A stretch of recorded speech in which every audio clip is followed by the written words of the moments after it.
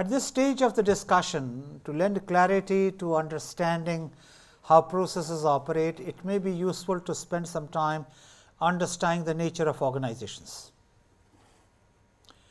There are different types of organizations. There is the rational organization, there is the natural organization so called, there is the open organization, and each of them are quasi technical words with a certain explicit meaning, and I will share with you the meaning.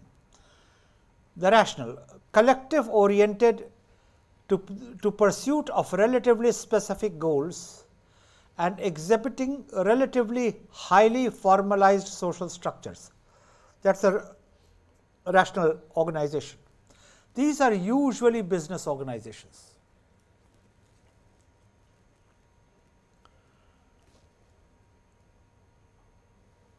The meaning will be clearer after you have heard what is a natural organization and what is an open organization, and after you have seen the example.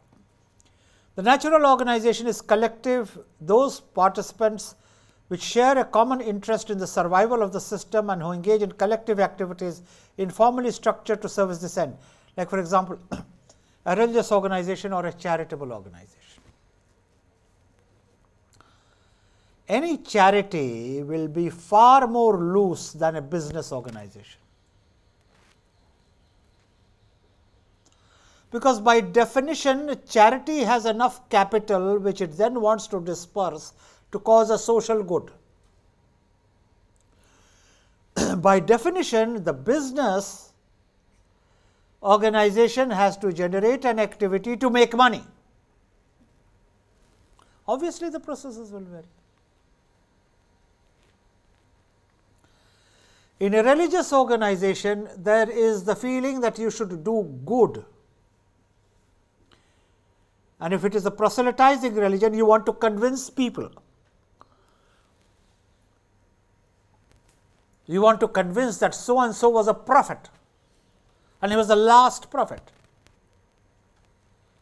You want to convince so and so was a son of God, and God loved humanity so much that he sent his own son to atone for sins of the human beings. So when you want to convince, you don't order. The assumption changes.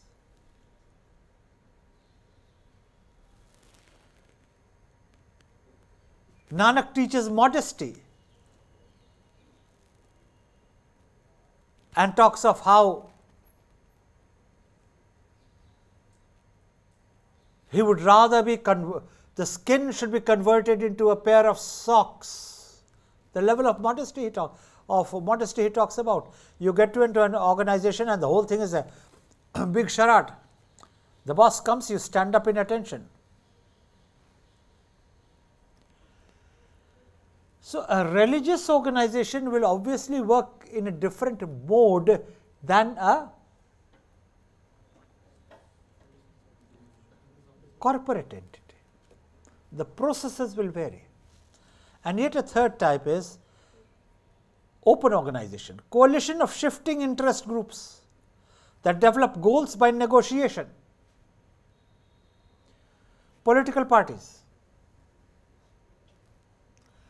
You do this, then I will pass that. If you want me to pass this, you do that. Constant negotiation. And all in the name of public service. Then they want to throw somebody into the river. They want to put somebody on a mountain. Of course, I don't want to name details, but it was all over the press today. Why should somebody be thrown into a river? I can't understand. The river is polluted anyhow. You can't do that in a corporate entity. So the coalition of shifting interest groups that develop goals by negotiation, the structure of the coalition and its activities and its outcomes are strongly influenced by environmental factors. For example, a standards organization. It all causes a continuum of workflow systems. Messages are the means of communication between the organizational employees and between the organization and its customers and suppliers. So, there is the concept of the internal customer and there is the concept of the external customer. Work items coordinate the receipts of the message and the organizational employee who carries out the work specified by the message. Business rules automate the decision processes and are used in assigning and executing the work item. But whether it is organization of the type A or organization of the type B or organization of the type C, they will all have workflows. That is the point. The work will originate somewhere, it will be processed somewhere, it will be consummated somewhere else. And remember, this session is devoted to understanding flows. Flow charts specify the organizational plan and how work flows through an organization. Messages in workflow need to deal with any type of message coming into the organization. Now, remember, all messages are not internal to the organization. Messages can come into the organization in many forms. The most obvious one is customer preference, but that's okay, there's nothing wrong with it, but it's not the most significant. The messages can come in through supplier conditions. Messages can come through takeover bids. Messages can come through sales of shares. Messages can come through a customer satisfaction index. And the list of workflows which can be generated by the messages coming in are almost endless.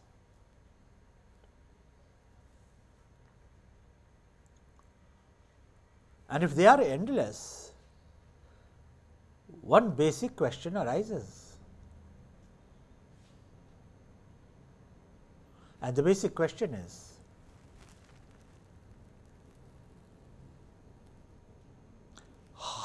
how does the organization gear itself to receive the message? Once the message is received, how does it internalize it? Very often committees are used for it. For example, buying and selling of shares is always kept under observation. And then depending upon the trends there, internal messages are generated. It can be routed to the correct employee for processing, and this is very important. Ultimately, processes determine to whom the information goes and what does he do with that information. Can also be routed to a workflow. Annotations are added to the messages as it is processed. What do annotations do? Give the interpretation of the person who is processing the information. Annotate is commentary on the information. And the final decision making can be a summation of the different annotations through which that information has passed. And the important thing is to realize everyone doesn't see the information the same way.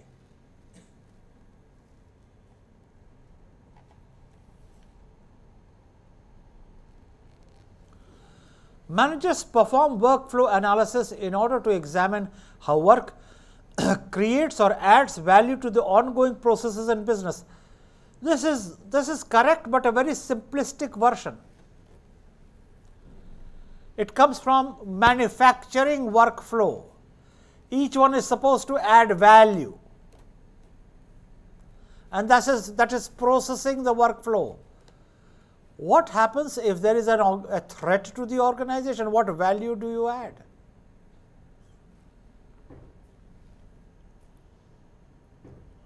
what value do you add in assessing consumer preferences? The value will be added after you have interpreted that information. So, there is a whole cosmology of flows. Input, throughput, output sequence is the simplest of them all. And this is what you have to register as a manager.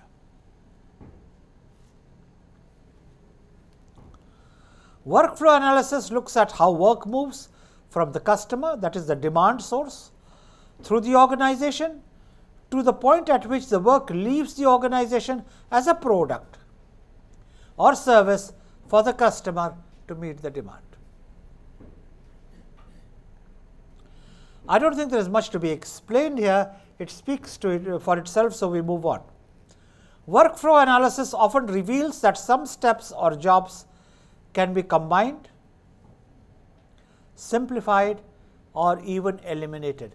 And this is where creative problem solving techniques come in. And through the use of a checklist of questions, you decide whether a work process should be abbreviated or extended. Now, what are the examples of abbreviation or extension? It is abbreviated when you say you put up the papers directly to the boss without going through intermediaries, and you create a 3-level sequence of processing. 1, the problem is identified and originates. 2, the problem is processed. 3, the problem has a decision. You have abbreviated the process. You can add to the process to make it more robust. You introduce internal audit. So, internal audit is like putting the train on a loop line. It won't get past till the internal audit has looked at it. So, you are extending the process to make the process more healthy. The message which you have to take from this is, you can do things to the processes in the interest of organizational effectiveness.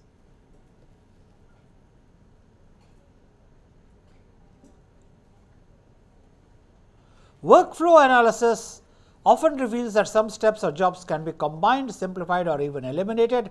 In other cases, it results in organization of work so that teams rather than individual workers are the source of value creation. I have spent enough time on this the last time when I was trying to explain to you that character of work has changed.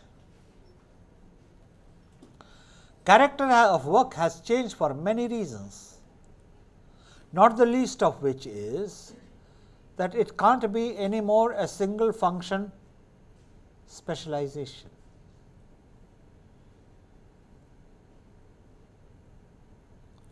It can't be any more one person's glory, because everyone has to contribute to it, and we have covered all that. So, the question is, it would be an individual value addition or team value creation, and the answer is obvious.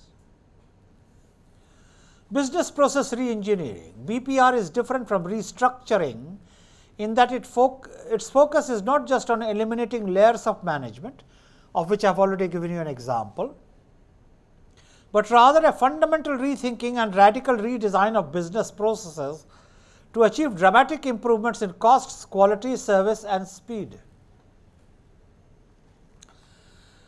As matters stand today, management processes have moved even beyond business process re-engineering. And there is a growing feeling that business process re-engineering is very cumbersome. This was something fashionable in the late 90s. Of course, we continue talking of it because we never let anything die. This is the only place in the world where communities still survive on bows and arrows. They don't only survive on bows and arrows, they have enclaves where the forces of the state cannot enter. And if they try to enter, they are shot down.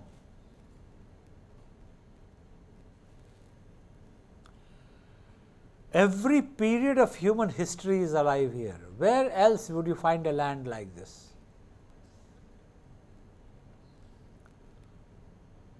So, when you teach management, you teach a lot of things of vintage value, and you also talk of business process re-engineering. There is nothing wrong with it. It is just that things have become far more sophisticated thereafter.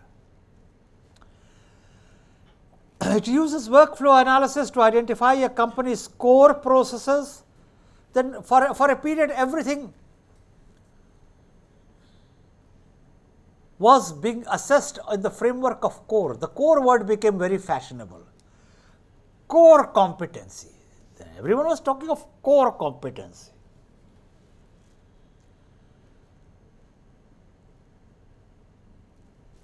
Core process. They even talk of the core problem. Everything has a core. Now, it just abuses me. If life were to be so simple for people to identify what is the core competency,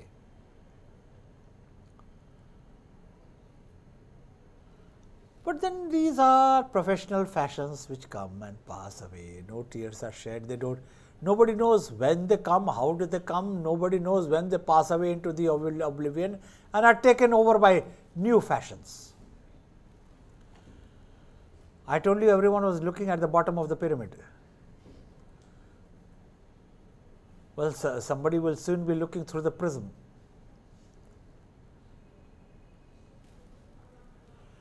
The purpose of understanding management theory and practice is to understand what actually causes a change. That's the business of it. If all this causes change, nothing like it. If it doesn't cause change, well, understand it because it's fashionable to understand it. Then the company organizing its human resources around these core processes to improve organizational performance. Heard that before.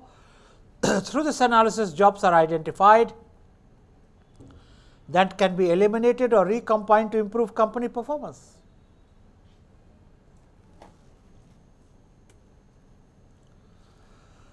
Business process re-engineering. Steps in re-engineering core processes follow the following steps.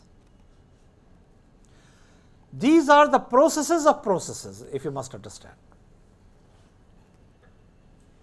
That's how important the word process is. This is the process of the processes.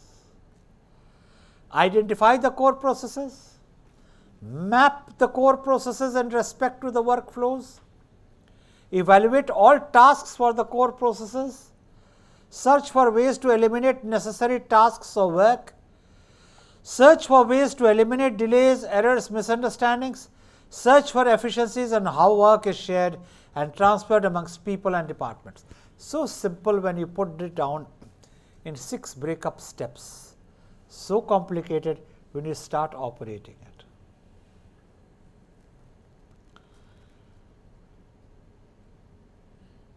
When in my late teenage, I was nominated for a Rotaract fellowship.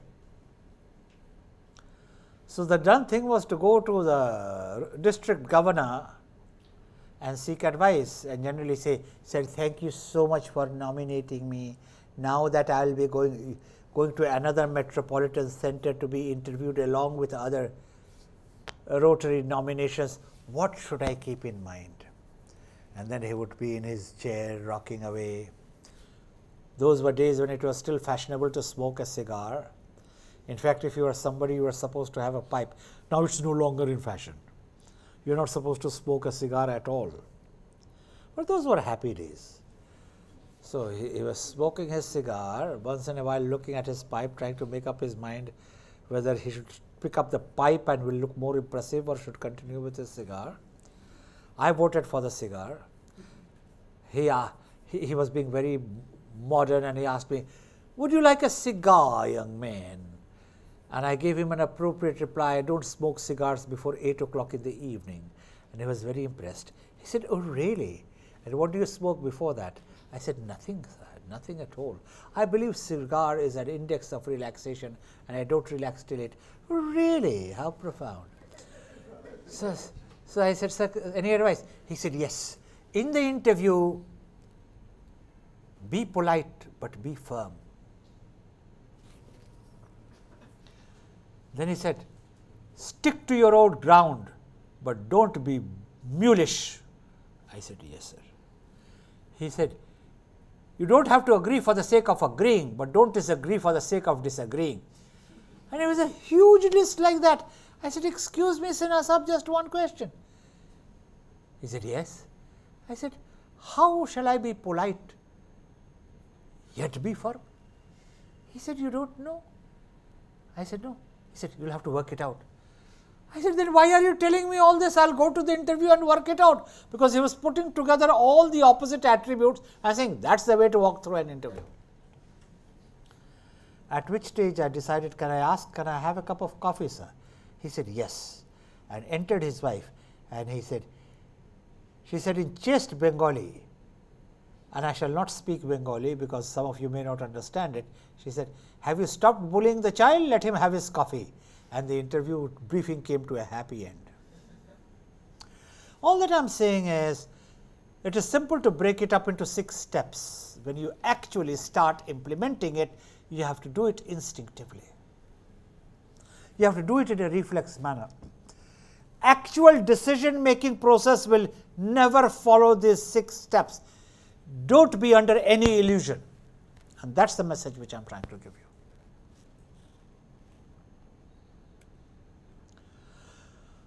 Business process re-engineering requires proponents, allows the reinventing of a company by making it lean and mean. No longer fashionable words, but yes, they were at once upon a time. Critics, Hammer of Champy and Hammer usually says, don't automate, obliterate. Sounds absolutely grand.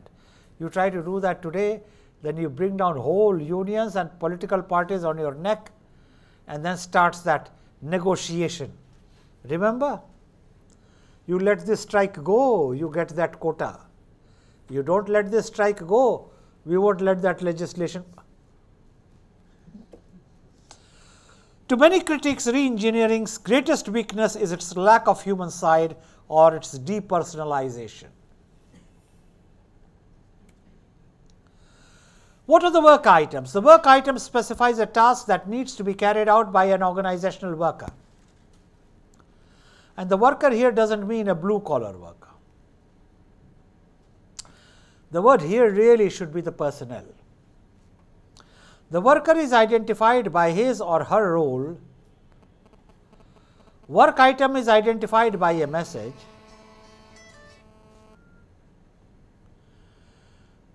The role is identified by a cue. The system initiates the work item and usually awaits until its completion. A workflow system's task is to coordinate with the outside work items. In other words, to create some sort of a structure to the process. And I am not putting together opposites. Even processes have to be structured.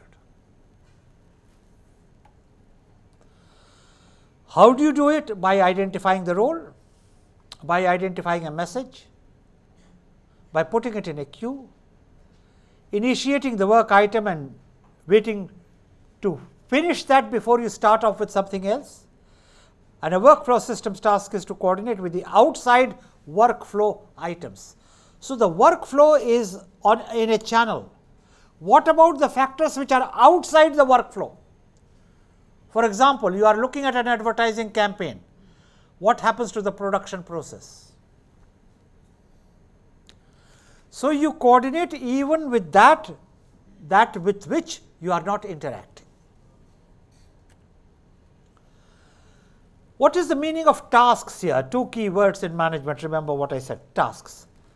Synchronizing. Multiple work items are usually modeled as a parallel split and a parallel joint.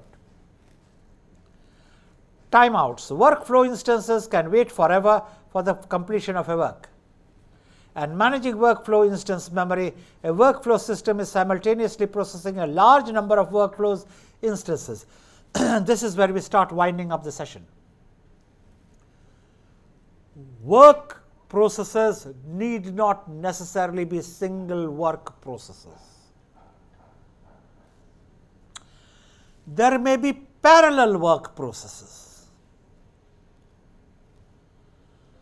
Not only parallel work processes, processes may be merging amongst themselves and again redistributing their flows. To understand processes, understand the river. And since it will be difficult for you to comprehend a river across 2,000 kilometers, just go to a delta like the Sundarban Delta. The streams merge, they disperse, they merge again. There is this whole maze. And that's simpler to comprehend because you can look out into the flows even from a boat. And if you're lucky to get a helicopter or a flight and you look down, you see all the processes like flows clear there. You can see it clearly, but the flows are not clear. They have their logic of working, they have their logic of merging, they have their logic of demerging. In other words, the proposition which I want you to understand and internalize, like everything else, that is alive, that is vibrant. Workflows take on the character which their own tasks give to them.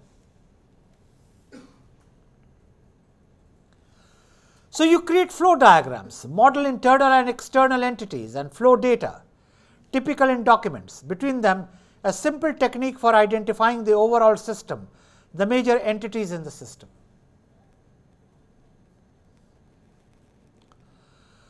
Workflows are allowed between internal entities and between internal and external entities. All workflows must be labeled. Many workflows are documented in either soft or paper form, and ultimately documentation of workflows is very important, and in course of time I will show you certain workflow diagrams. They all need not enter a closed loop. That is the point I want to make for now. Some of them flow and this just dry up. No workflows are allowed between external entities.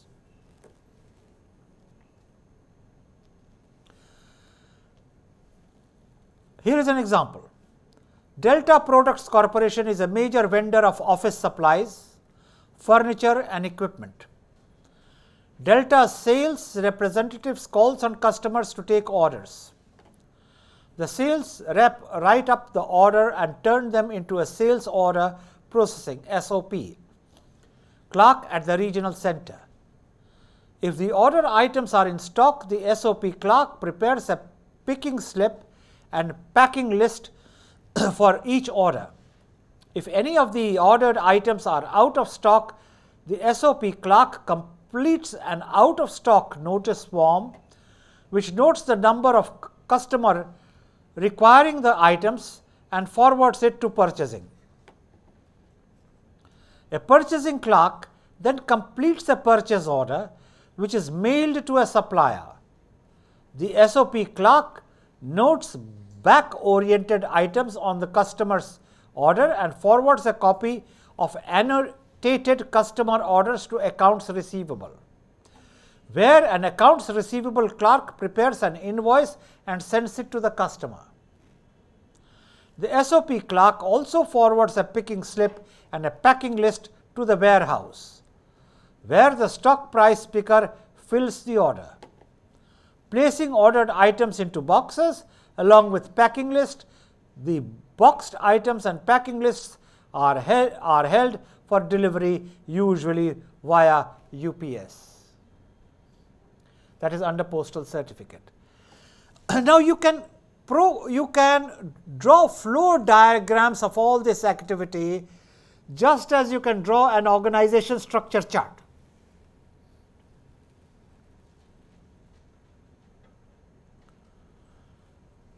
And if an organization is a vibrant one, if an organization is a live one, then it works through drawing charts of how workflow is taking place.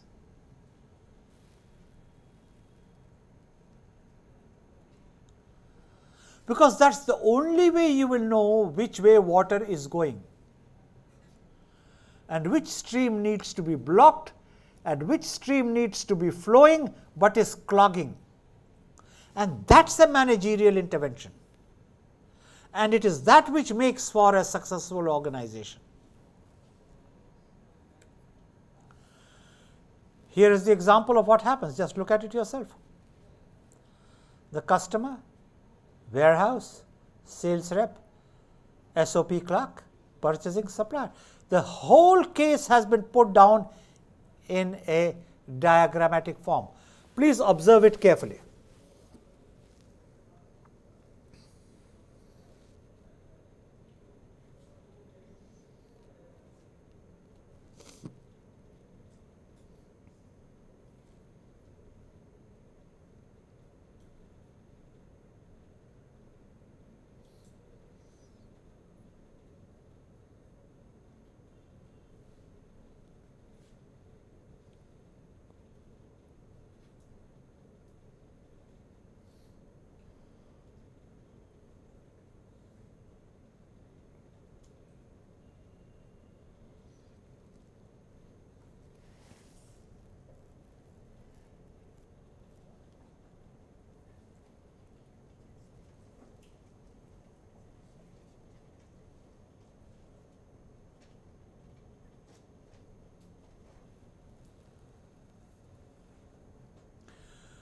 I would recommend to those of you who are serious about understanding organization management, pick up any situation and try to put it in a flow diagram of work processes.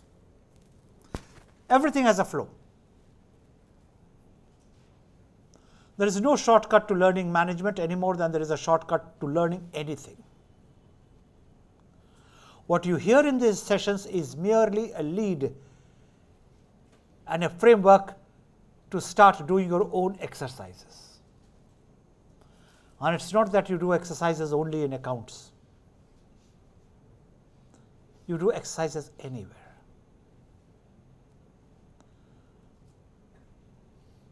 You will not understand the subject matter till you practice it. It's one thing to have a theoretical appreciation. It is another thing to be able to do it clinically. Here is another diagram. Organizational level workflow diagram. The customer, the sales calls, the order, the invoice, the sales order processing department, purchase order, packing list you pay. For those of you who had difficulty in understanding this, and you shouldn't have, because I had verbally narrated it, here is a simpler version. Skinned to its bones, designed to clarify. Because I have always derived satisfaction from the fact that once I explain a subject matter, anyone who bothers to keep awake will understand it. There is no point in my talking or explaining this till it is communicable and it communicates to the willing. And please note the caveat, willing. Obviously, I can't talk to the people who are not willing to listen.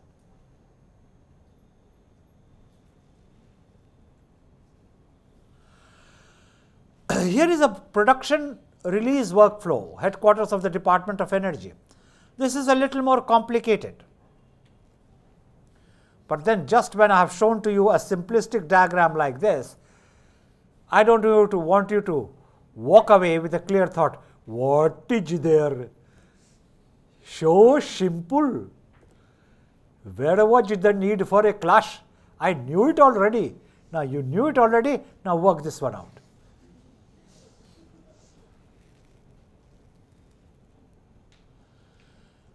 In other words, I firmly believe that that which cannot be explained simply need not be explained at all. But it doesn't follow that that what is explained simply is the only thing that needs to be understood at all. Please remember this statement. So, for your edification, here is the proposal workflow processes from the headquarters of the Department of Energy, USA. Obviously, I have to cite US examples, otherwise you will not find it serious enough. I have a friend in a travel agency. He came to see me over the last weekend. He says, "Doc, I'm going to start attending your organization management classes." I said, "Well, if you give me a little bit of a lead time, maybe I can get it organized for you. We have a provision of casual students." He said, "You know what happened this Friday?" I said, "No." At 3 o'clock, a busybody of the city, whom everyone knows, who has access to all the power centers and, you know, who's a great source of influence, called me. He says, "I have to go to Singapore on Monday." So I said, "Very good, sir. I'll send you the ticket." He said, "There is only one problem. The problem is I don't have a visa." So he said, "What do you want me to do? Do something." That is typical. Do something. What do I do? The High Commission is closed. And if the High Commission doesn't even accept the passport, it goes to a VSF. No. What are you a travel agent for? That's a typical mentality. There is a way if I am influential. Give something, take something, call somebody, go somewhere, burn something, light something, say it's my paper. That's not the indication of a civil society. And any society which has a sizable number of such people who believe. I was talking to you about this flight from X to Z. We are an influential man, you simply hold up the flight. And everyone is happy to oblige, hoping that you will oblige in return, which you never will. But you know, the hope is always there. Life doesn't go that way. An orderly society is the only society which will survive. So this shows how the Department of Energy headquarters functions, whether it is proposal stays in pending state or pending states waiting for available funds, or the headquarter administration assigns users to the program manager or assigns proposal review team, program manager review proposals, the headquarters project management review. The word PM there is not Prime Minister, it's project management review. A simple way of saying how systems should work, not influence. My passport going to Singapore 3 o'clock on Friday, something will happen.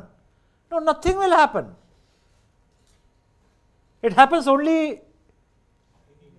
I haven't said that. It happens many other places. Let's not berate ourselves. All that I feel bad about is it should not be happening here. Now you see how the sentence is reconstructed. That's a constructive approach to developing things. You recognize a flaw, you see how it's unfit for you, you put in the corrective processes, and that's how development takes place. Then there is the communication and information flow. Communication can be understood as passing of information in humans, animals, computers, and any other cognitive entity. In a broader sense, communication can refer to almost any type of movement, be it matter, energy, force, or some effect. Space and time might be the only things that can't themselves be communicated. I think that's a profound statement. Everything can be communicated. Emotions, funds, results, two things can't be communicated, space and time. And therefore, existence is space and time. You exist in space and you melt into time. Information flow in different forms of organizations based on their organization structure. A bureaucratic organization has strictly hierarchical information flows. Restricted in nature, boundaryless or flatter organizations would have lateral information sharing with a common pool of information. Now, I am going to close the session with merging of structures and processes, how there is an iterative process and one affects the other. Communication structures can be upwards, downwards, lateral, networking, grapevine.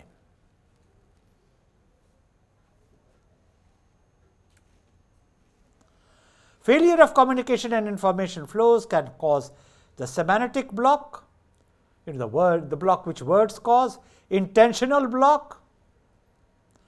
There can be organizational blocks. There can be a status block, faulty expressions and translations, faulty listening.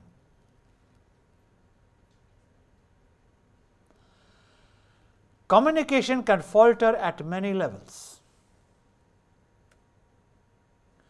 Information sharing in an empowered organization, the possession of a knowledge and withholding it from others, is a way to maintain a system of domination. On the other hand, in an empowering organization, processes are in place that ensure a widespread sharing of information. Information moves from closely guarded at the top to openly shared throughout the organization and suggests that to be empowered, employees need two kinds of information: information about the organization's mission and goals and information about their performance.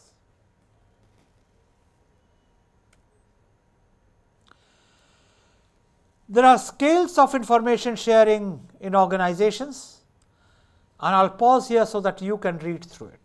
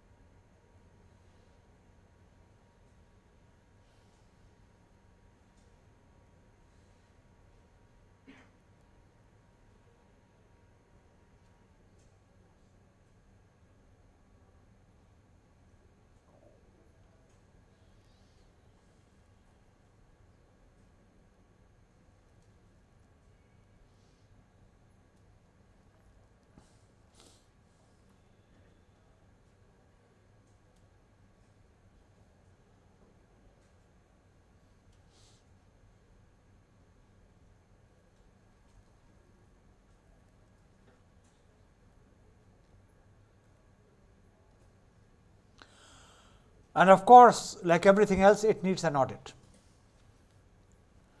In order to know the information needs at various levels, organizations have started doing information audits.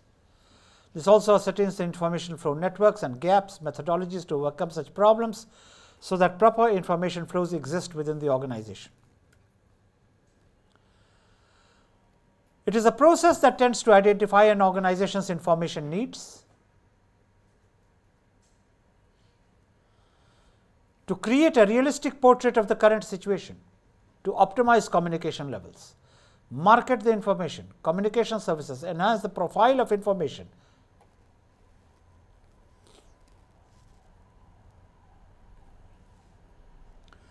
Then there is such a thing as strategic information need. This identifies executive strategic information needs to create a realistic portrait of current situation, to develop a gap analysis.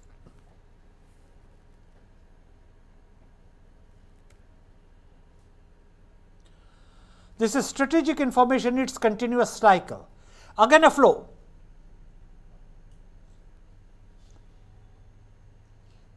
my way of conveying to you that if you understand what you are talking about, you can always put it in a flow.